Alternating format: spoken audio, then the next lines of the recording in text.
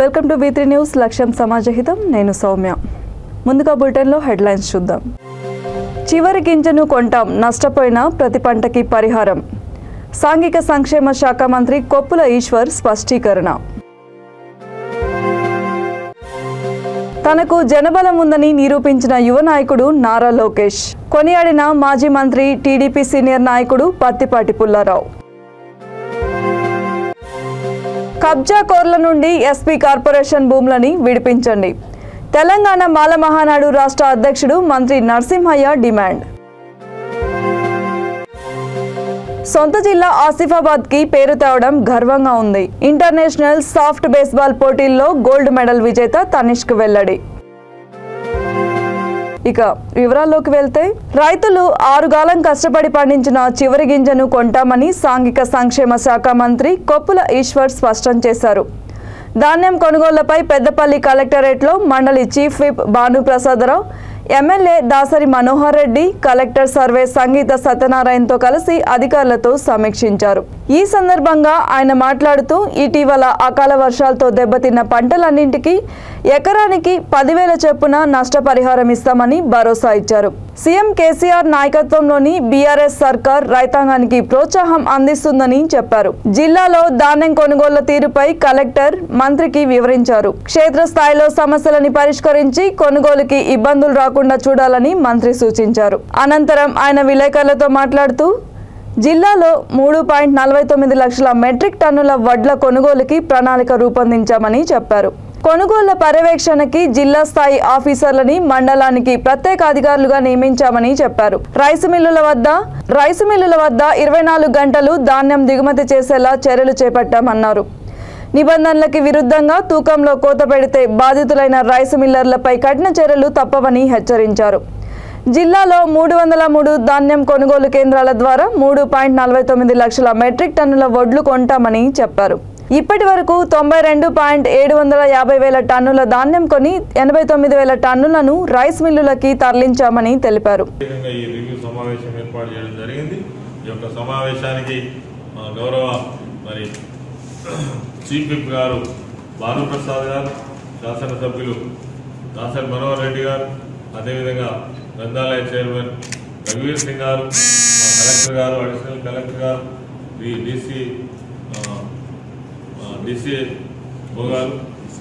DCO గారు, తర్వాత మిగిలిన అధికారులందరూ కూడా పాల్గొనడం జరిగింది. డిఎం సివిల్ సప్లైస్ డిఈఓ గారు, వీళ్ళందరూ కూడా పాల్గొనడం జరిగింది. ఒక మండలాన్ని ఒక జిల్లా అధికారి బాధ్యత తీసుకొని కంటిన్యూస్గా సెంటర్స్ అన్ని కూడా ఎక్కడ సమస్య ఉంటే అక్కడ వాటిని సాల్వ్ చేసుకుంటూ పోవాలని కూడా నిర్ణయం తీసుకోవడం జరిగింది. ఆ ప్రకారంగా రేపటి నుంచి చర్యలు తీసుకోవడం జరుగుతుంది. తక్షణమే రైస్ మిల్లర్స్ తోటి కూడా వారే స్వయంగా పర్యటించి రైతులకు జరిగినటువంటి నష్టాన్ని వారు పరిశీలించి జరిగినటువంటి నష్టానికి కొంత ఆర్థిక సహకారాన్ని అందించాలనే ఉద్దేశంతో ఒక నిర్ణయం తీసుకొని నష్టం జరిగినటువంటి ప్రతి ఎకరాకు ఒక 10,000 రూపాయలు ఇవ్వాలని ప్రభుత్వం నిర్ణయం తీసుకొని దాదాపుగా 1,45,000 ఎకరాలకు అందాజగా నేను చెప్తా ఉన్నాను పరిహారం అందించాలని నిర్ణయించి ఆ డబ్బులను కూడా ప్రభుత్వం సంబంధిత అధికారుల ద్వారా సాగులోకి వచ్చి ఈరోజు అనేక పర్సంటేజ్ పెరిగింది పంట. ఒక్క జగిత్యాల పెద్దపల్లి జిల్లాలోనే గత సంవత్సరానికి ఈ సంవత్సరానికి 5,000 ఎకరాలలో సాగు విస్తీర్ణం పెరిగింది. దాంతో గతంలో చేసినటువంటి ప్రొక్యూర్మెంట్ విధానానికి ఇప్పుడు చేస్తున్నటువంటి ప్రొక్యూర్మెంట్ కూడా చాలా తేడా ఉంది. ఈరోజు ప్రతి గ్రామానికి ఒక ప్రొక్యూర్మెంట్ సెంటర్ వచ్చింది.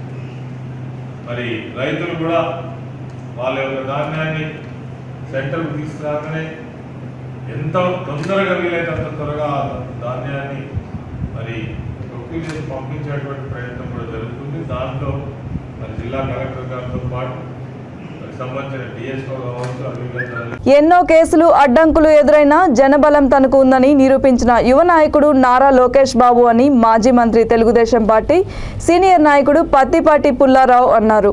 లోకేష్ పాదయాత్ర 100 రోజులు పూర్తి చేసుకున్న సందర్భంగా పల్నాడు జిల్లా చిలకలూరిపేట పార్టీ కార్యాలయం నుండి నాయకులు, కార్యకర్తలు, మహిళా నాయకురాళ్లు భారీ సంఖ్యలో సంఘీభావ పాదయాత్రలో పాల్గొన్నారు.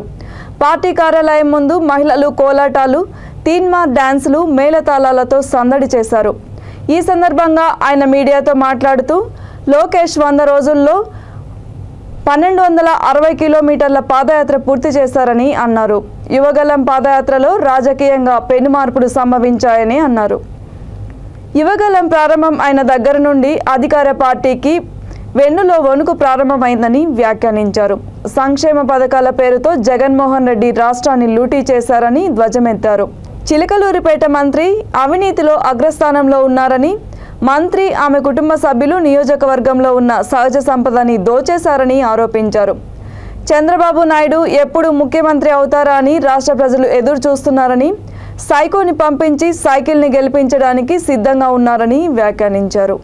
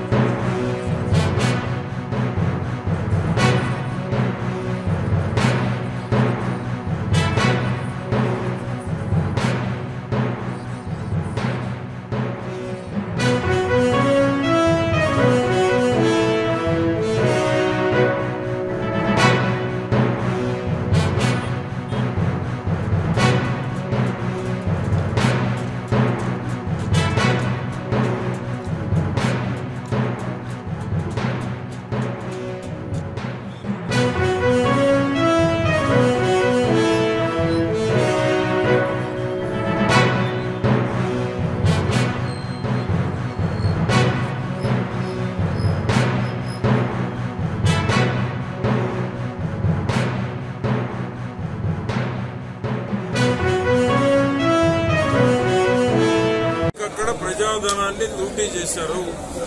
సంక్షేమ పథకాల పేరిట బటన్ నొక్కుతున్నామని చెప్పి వేరే మార్గంలో రాష్ట్రాన్ని లూటీ చేశారు. 2 లక్షల కోట్ల బటన్ నొక్కుంటాడు జగన్మోహన్ రెడ్డి. 5 లక్షల కోట్లు ప్రజా సంపదని కొల్లగొట్టారు 175 నియోజకవర్గాల్లో. జగన్మోహన్ రెడ్డి గాని, మంత్రులు గాని, ఎమ్మెల్యేలు గాని. చిలకలూరిపేట మంత్రి అయితే అవినీతిలో అగ్రస్థానంలో నిలబడుతుంది. చిలకలూరిపేటలో కని విని ఎరుగునటువంటి విధంగా అవినీతికి పాల్పడ్డటువంటి మంత్రి చిలకలూరిపేట మంత్రి. రాష్ట్రం మొత్తం కూడైపోస్తా ఉంది. ఏ పని చేయాలన్నా డబ్బులే. డబ్బులు లేకుండా ఏ పనైనా చేస్తుందా ఈ మంత్రి అంటే ఏ పని చేయరు. మంత్రి కుటుంబ సభ్యులు నియోజకవర్గంలో ఉన్న సహజ వనరులన్నీ దోచేశారు. ప్రజా ఆస్తుల్ని కొల్లగొట్టారు. రాష్ట్రం మొత్తం ఇదే జరిగింది. అందుకనే నారా లోకేష్ బాబు గారి యువగళం పాదయాత్ర దేశంలో ఒక సంచలనం సృష్టిస్తూ ఉంది. 400 రోజులు 4000 లోకేష్ బాబు గారు ప్రకటించారు. కానీ 5000 కిలోమీటర్లు తాగుతుందని నాకు లోకేష్ బాబు గారు చెప్పారు. అంటే ఈ దేశంలో ఇప్పటి వరకు కంటిన్యూగా 400 రోజులు సుమారు 4000 నుంచి 5000 కిలోమీటర్లు పాదయాత్ర చేసేటువంటి ఏకైక యువ నాయకుడు చిన్న వయసులో లోకేష్ బాబు ఒక చరిత్ర సృష్టించబోతా ఉన్నారు. గతంలో చేసినటువంటి వాళ్ళందరూ విడతల వారీగా చేశారు. ఇప్పుడున్న ముఖ్యమంత్రి అయితే వారానికి 2 రోజులు కోర్టు చుట్టూ తిరిగేటువంటి దానికి విరామం పెట్టుకున్నాడు. చంద్రబాబు గారు కంటిన్యూగా చేశారు. చంద్రబాబు గారి తర్వాత అతి పెద్ద యువగళం పాదయాత్రే ఈ దేశంలో ఒక చరిత్ర. 400 రోజులు చిన్న వయసు. ప్రజా తిరుగుబాటు ప్రభుత్వంలో ఏ విధంగా ఉంది, ప్రభుత్వం పోలీసులను అడ్డం పెట్టుకుని పాదయాత్రకు ఎన్ని అడ్డంకులు సృష్టించినా ప్రజా మద్దతుతోటి, ప్రజా బలంతో పాదయాత్ర తగ్గేదే లేదని ఈ ప్రభుత్వానికి. ఎస్సీ కార్పొరేషన్ భూములని కబ్జా కోర్ల నుండి విడిపించాలని, కబ్జాదారులపై చట్టపరమైన చర్యలు తీసుకురావాలని తెలంగాణ మాల మహానాడు రాష్ట్ర అధ్యక్షుడు మంత్రి నరసింహయ్య డిమాండ్ చేశారు. ఆయన మీడియా సమావేశంలో మాట్లాడుతూ మహబూబ్ నగర్ జిల్లా లక్ష్మీనగర్ కాలనీలో ఎస్సీ కార్పొరేషన్కు చెందిన సర్వే నెంబర్లు 247, 250లో 5 ఎకరాల 30 గుంటల భూమిలో ఎస్సీ నిరుద్యోగులకి ఉపాధి అవకాశం కల్పిస్తూ కొంత భాగంలో కోళ్ల ఫారాలు నిర్మించి ఇచ్చారని తెలిపారు. అందులో బాలుర వసతి గృహాలు 3 ఉన్నాయని, మిగతా ఖాళీ స్థలం చుట్టూ ప్రహారీ నిర్మించారని అన్నారు. కానీ ఇప్పుడు కొంతమంది అక్రమంగా హద్దులను తొలగించి కూల్చివేసి అక్రమంగా ఇళ్ల నిర్మాణాలు చేపట్టారని ఆరోపించారు. ఈ విషయం తమ దృష్టికి రాగా తన బృందంతో కలిసి అక్రమంగా నిర్మిస్తున్న ఇళ్లని పరిశీలించి అనంతరం జిల్లా కలెక్టర్ కార్యాలయంలో ఫిర్యాదు చేశామని తెలిపారు. నాగరాజు, పద్మమ్మ, జాంగీరు అనే పేర్లతో వాళ్ళు అక్రమంగా ఇళ్ళు నిర్మించుకుంటా ఉన్నారు. వాళ్ళకు సంబంధం లేని భూమిని వాళ్ళు ఇల్లు నిర్మించుకోవడమే కాకుండా వాళ్ళు ఎస్సీ కార్పొరేషన్కి చెందినటువంటి భూమిని ఇతరులకు విక్రయిస్తూ ఉన్నారు. దీన్ని తెలంగాణ మాలమానాడుగా మేము తీవ్రంగా ఖండిస్తూ ఉన్నాం. ఖచ్చితంగా ఎస్సీ కార్పొరేషన్కి చెందినటువంటి భూమి సర్వే నెంబర్ 247, 250లో 5 ఎకరాల 30 గుంటల భూమి ఉంది. కానీ ఇప్పుడు చాలామంది అక్కడ ఇళ్ళు నిర్మించుకుంటా ఉన్నారు. దీన్ని మేము జిల్లా కలెక్టర్ దృష్టికి తీసుకుపోతా ఉన్నాం. జిల్లా యంత్రాంగం కూడా వెంటనే స్పందించాలని మేము కోరుతా ఉన్నాం. అక్కడ ఉన్నటువంటి భూమిని మొత్తం ఎస్సీ కార్పొరేషన్కి చెందినటువంటి 5 ఎకరాల 30 గుంటల భూమిని సర్వే చేసి హద్దులు ఏర్పాటు చేసి ప్రహారీ కూడా నిర్మించాలని మేము తెలంగాణ మాలమానాడుగా డిమాండ్ చేస్తూ ఉన్నాం. ఎక్కడైతే అక్రమంగా ఇల్లు కట్టుకుంటున్నారో, అక్రమంగా నిర్మాణాలు చేసుకుంటున్నారో వాళ్ళపైన చట్టపరమైన చర్యలు తీసుకొని వాళ్ళ నిర్మాణాలను తొలగించాలని కూడా తెలంగాణ మాలమానాడుగా డిమాండ్ చేస్తూ ఉన్నాం. లేని పక్షంగా ఎస్సీ కార్పొరేషన్ భూములను కాపాడుకునే దిశగా మేము దళితులుగా మా బాధ్యత ఉంది కాబట్టి మా వంతుగా ఖచ్చితంగా మా ఉద్యమాన్ని ఉధృతం చేస్తామని కూడా ఈ జిల్లా యంత్రాంగానికి హెచ్చరిక జారీ చేస్తా ఉన్నాం. జై భీమ్, జై మాల. భూటాన్లో జరిగిన ఇంటర్నేషనల్ సాఫ్ట్ బేస్బాల్ పోటీల్లో కొమరం భీం ఆసిఫాబాద్ జిల్లా తుంపెల్లికి చెందిన రేకల తనిష్క్ అనే విద్యార్థి గోల్డ్ మెడల్ సంపాదించాడు. ఉపాధ్యాయులు, తల్లిదండ్రుల ప్రోత్సాహం, తన కృషి, పట్టుదల ఈ గెలుపు వెనుక ఉన్నాయని అన్నాడు. సాఫ్ట్ బేస్బాల్ పోటీల్లో తన సొంత జిల్లాకి పేరు తేవడం తనకి ఎంతో గర్వంగా ఉందని అన్నాడు. తనిష్క్ తండ్రి ఆటో డ్రైవర్ కాగా తల్లి అంగన్వాడీ టీచర్. తనని ప్రోత్సహించిన తల్లిదండ్రులైన రేకల తిరుపతి, సునీతకి ధన్యవాదాలు తెలిపాడు. ఈ సందర్భంగా తనిష్క్ని మేరు కులస్తులు ఘనంగా సన్మానించారు. పథకం సాధించినందుకు నువ్వు ఎలా ఫీల్ అవుతున్నావు? చాలా సంతోషంగా ఫీల్ అవుతున్నాను. నేను చాలా గౌరవపడుతున్నాను. మా డాడీ సపోర్ట్ చేసి, మమ్మీ సపోర్ట్ చేసేవాళ్ళు. తండ్రి ప్రోత్సాహం ఉండేనా? తల్లిదండ్రుల ప్రోత్సాహం ఉంది.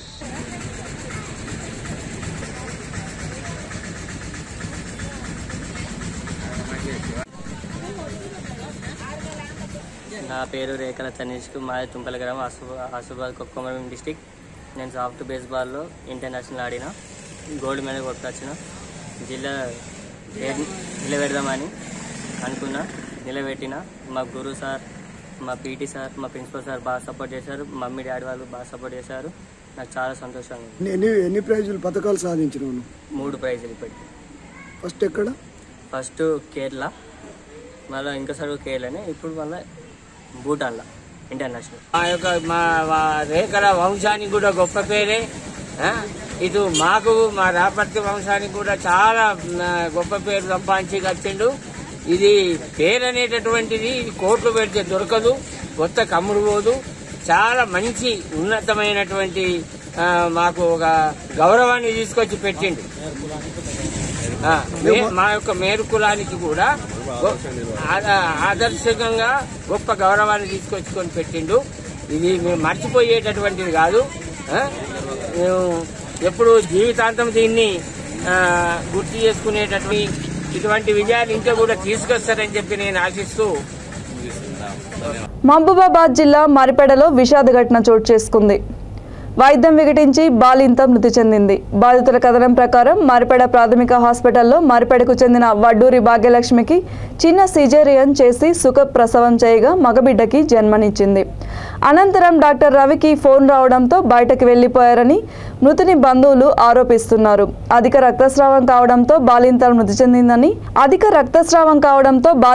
చెందిందని ఆ తర్వాత డాక్టర్ రవి హాస్పిటల్కి వచ్చి మహబూబాబాద్ ఏరియా ఆసుపత్రికి తీసుకెళ్లాలని బంధువులని సూచించగా హుటాహుటిన అంబులెన్స్లో తరలించగా అక్కడ డాక్టర్లు పరీక్షించి అప్పుడే మృతి చెందిందని నిర్ధారించారని అన్నారు.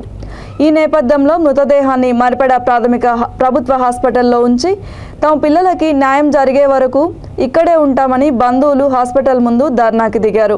డాక్టర్ రవిని సస్పెండ్ చేసి న్యాయం చేయాలని కోరుతున్నారు.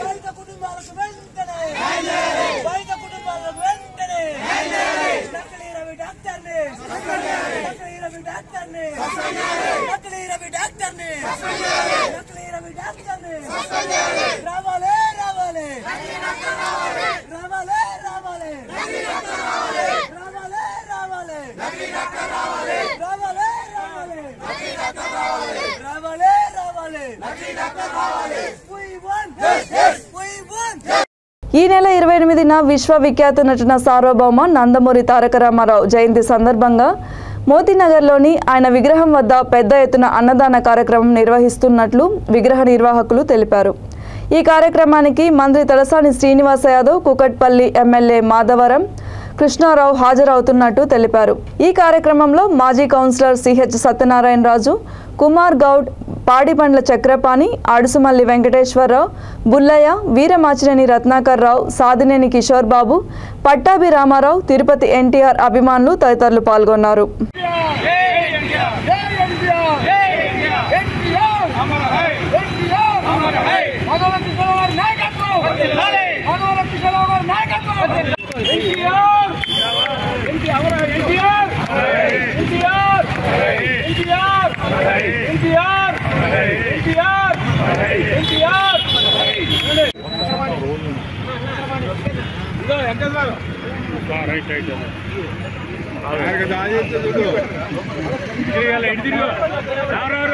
ఇచ్చినందుకు ఆయనకి మాధవరం కృష్ణారావు గారికి ధన్యవాదాలు తెలియజేస్తున్నాం.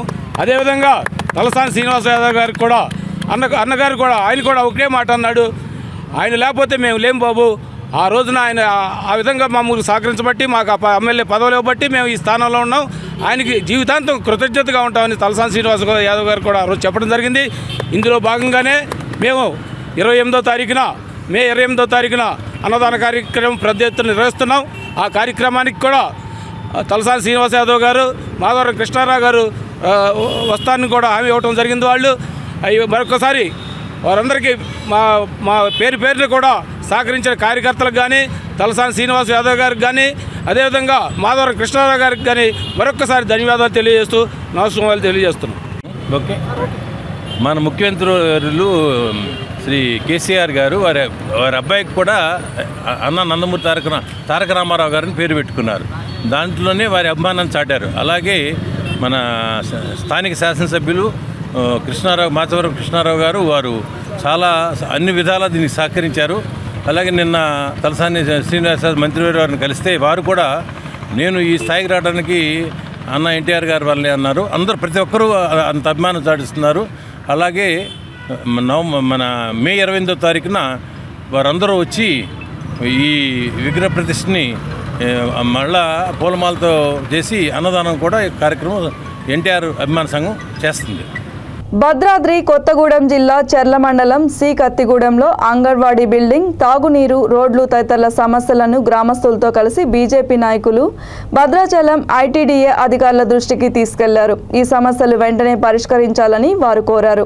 భద్రాచలం మాజీ ఎమ్మెల్యే పార్టీ రాష్ట్ర కార్యదర్శి Kunja Satyavathi, Bhadrachalam assembly joint convenor Bitragunta Krantikumar, ward member Payam Lakshmi, Mahesh, గ్రామస్తులు తదితరులు ఐటీడీఏ అధికారులను కలిసిన వారిలో ఉన్నారు.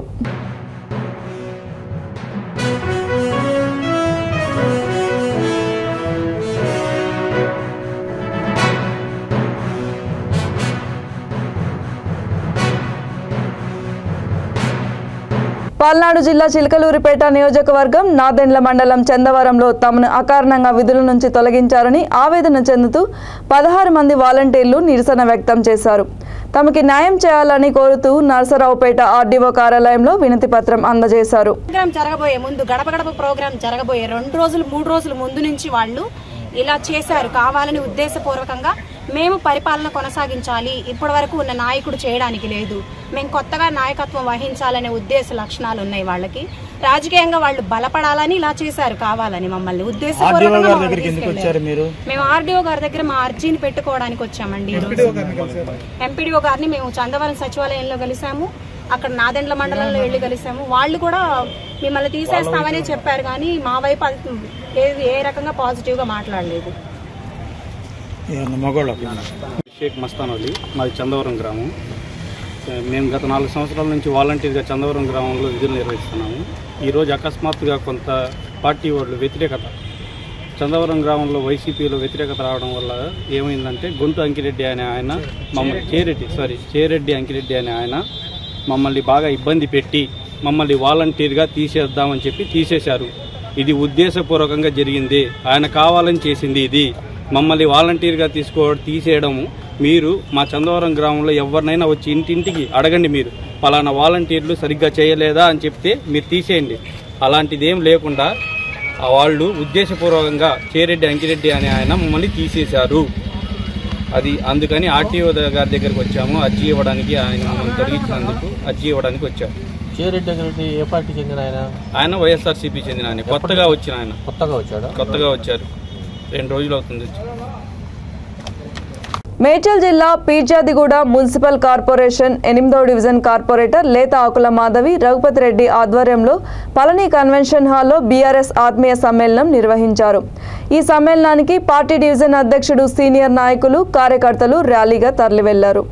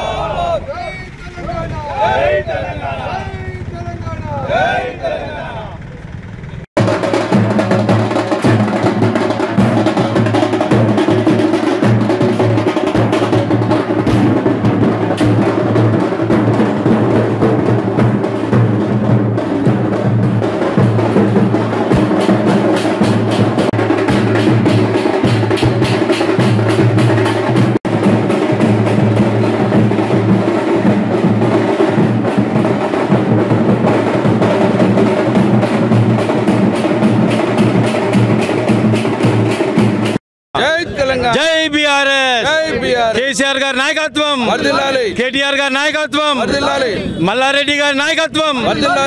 ఈరోజు ఈ ఆత్మ సమ్మేళన కార్యక్రమానికి మెయిన్ ఉద్దేశం ఏంటంటే మేమంతా ఒక బీఆర్ఎస్ పార్టీ ఇంటికి మేము సభ్యులం అందరం.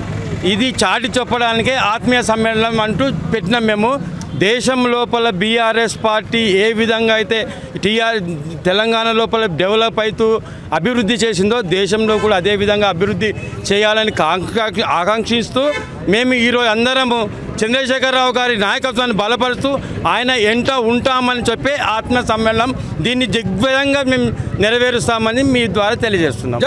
మేడ్చల్ జిల్లా ఉప్పల్ చిల్కానగర్ డివిజన్ చిల్కానగర్ చౌరస్తాలో ఆద్య ఫార్మసీ సౌజన్యంతో ఉచిత వైద్య శిబిరాన్ని ఏర్పాటు చేశారు. ఈ కార్యక్రమానికి ముఖ్య అతిథులుగా కాంగ్రెస్ సీనియర్ నాయకుడు రాగిడి లక్ష్మారెడ్డి, స్థానిక కార్పొరేటర్ బన్నాల గీత ప్రవీణ్ హాజరయ్యారు. ఈ సందర్భంగా వారు మాట్లాడుతూ ప్రపంచ డెంగ్యూ దినోత్సవం పురస్కరించుకొని ఈ ఉచిత వైద్య శిబిరాన్ని ఏర్పాటు చేసినట్లు తెలిపారు. ఈ కార్యక్రమాన్ని ప్రతి ఒక్కరూ వినియోగించుకొని ఆరోగ్యం పట్ల దృష్టి సారించాలని కోరారు. ఈ శిబిరంలో ఉచితంగా బీపీ, షుగర్ పరీక్షలు, ఉచిత మందులు కూడా అందజేస్తామని నిర్వాహకులు తెలిపారు. ఈ కార్యక్రమంలో Aadya pharma medical director Sarath, doctor Karthik, Dasari Krishna, యాజమాన్యం ప్రతినిధులు తదితరులు పాల్గొన్నారు.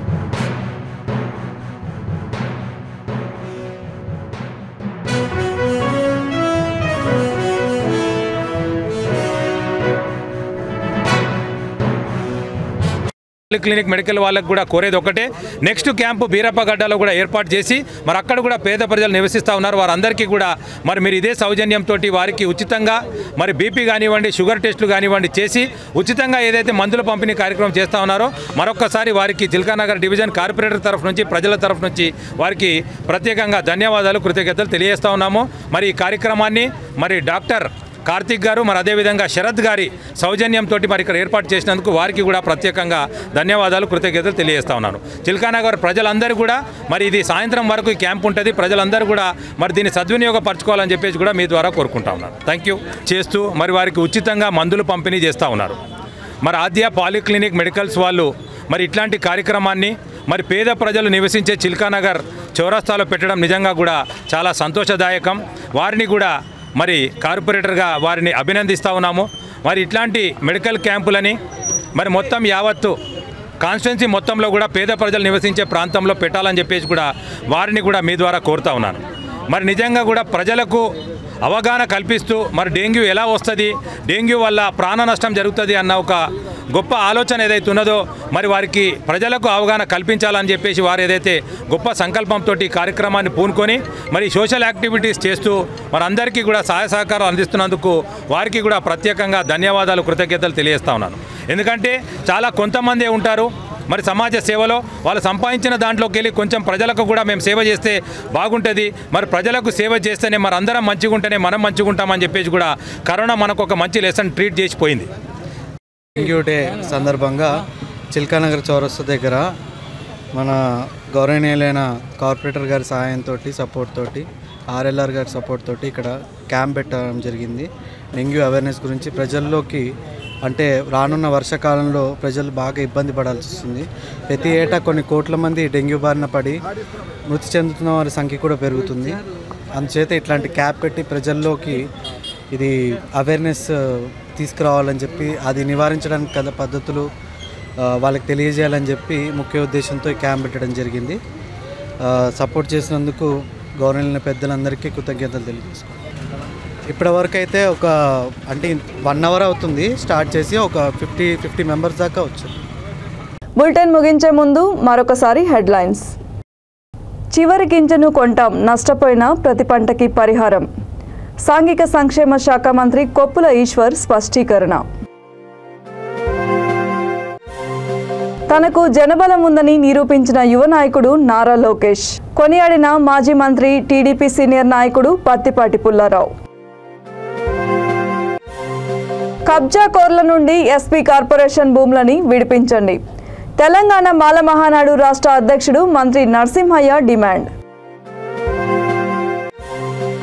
సొంత జిల్లా ఆసిఫాబాద్కి పేరు తేవడం గర్వంగా ఉంది. ఇంటర్నేషనల్ సాఫ్ట్ బేస్బాల్ పోటీల్లో గోల్డ్ మెడల్ విజేత తనిష్క్ వెల్లడి. మరిన్ని అప్డేట్స్ కోసం చూస్తూనే ఉండండి V3 న్యూస్. లక్ష్యం సమాజహితం.